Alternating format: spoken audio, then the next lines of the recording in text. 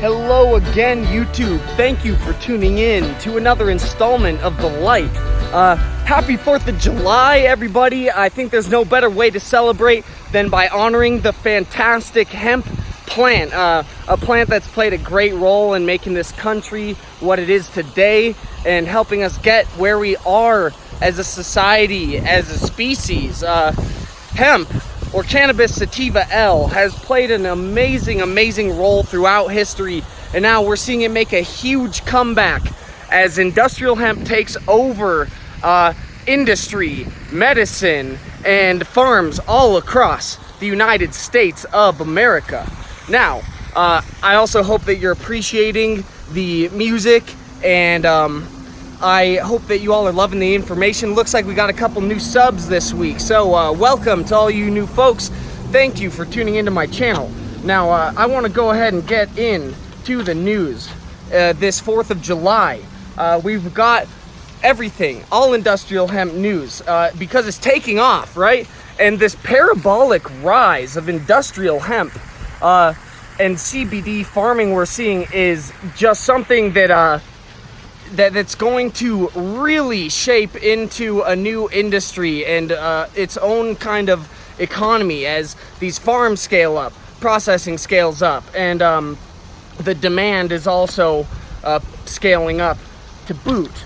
We see legalization all over the place, and we're in the final throes of the war on drugs right now. Still fighting for licensing, as it's still tough for hemp farmers in a lot of states. But, you know, even with the FDA saying that a lot of CBD companies shouldn't be advertising the medicinal properties of CBD, Google's got a listing putting the benefits of CBD at the top there, talking about its use for diabetes, for pain, sleep, and some other ailments. Now, we're seeing licensing still tough for hemp farming in a lot of states, but we also saw the House at the national level passing an amendment stripping some DEA funding for the war on drugs, really starting to put an end on it financially, and also pushing the FDA to start regulating CBD, something that is a long time coming now.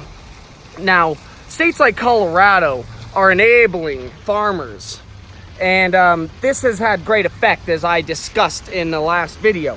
But the Colorado Director of Agriculture, Kate Greenberg, now says she has big plans for hemp.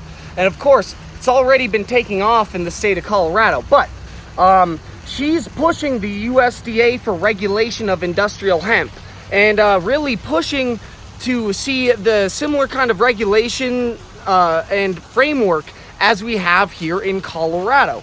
Now, this is a big deal because we've seen it work here in the state of Colorado, and Kate Greenberg is now really pushing for this regulation at a federal level. And still, farmers and consumers are in this legal gray area with CBD and industrial hemp, and they have very little guidance. So this is something that we really need in this country, especially the farmers in this country. We need to define what hemp is, what the laws are surrounding CBD, and also what people are allowed to do as far as the cultivation, processing, and sales of this product. And this is why Hemp Inc. is such an incredible company. I really want to cover them specifically in this video. As you all know, this is a company that I've been watching for a while. They're a penny stock right now, but we're starting to see this bull thesis shape up for Hemp Inc. And they're so incredible, and in fact responsible for at least part of this parabolic rise in hemp cultivation. Hemp Inc. has been a big part of the awareness campaign and the education campaign for industrial hemp in this country. It's especially going out and engaging with farmers and family farms across the nation, educating them on the benefits of cultivating this crop and helping people switch over.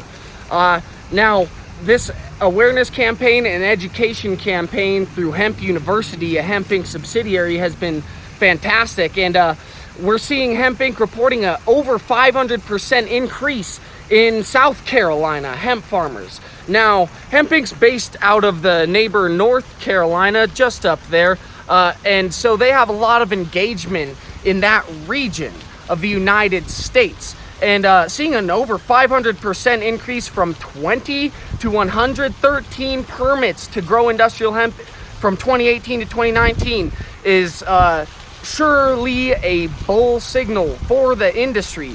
And South Carolina has also removed the cap on the number of growers allowed, as well as the number of acres that growers are allowed to utilize for industrial hemp. So this is great. They're no longer limiting the economic productivity of these farmers. They're letting them take advantage of industrial hemp, which is amazing. And these farmers, family farms, small businesses are going to benefit greatly.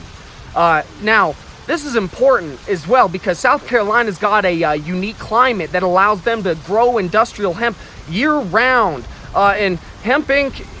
Says that they're very excited for their neighbors in the South. They also have high hopes for the family farms of America, and they want to see the comeback of the small family farm with industrial hemp. I think that we can see this, especially with this education campaign and Hemp University engaging with farmers and educating people on this long-lost art of hemp cultivation.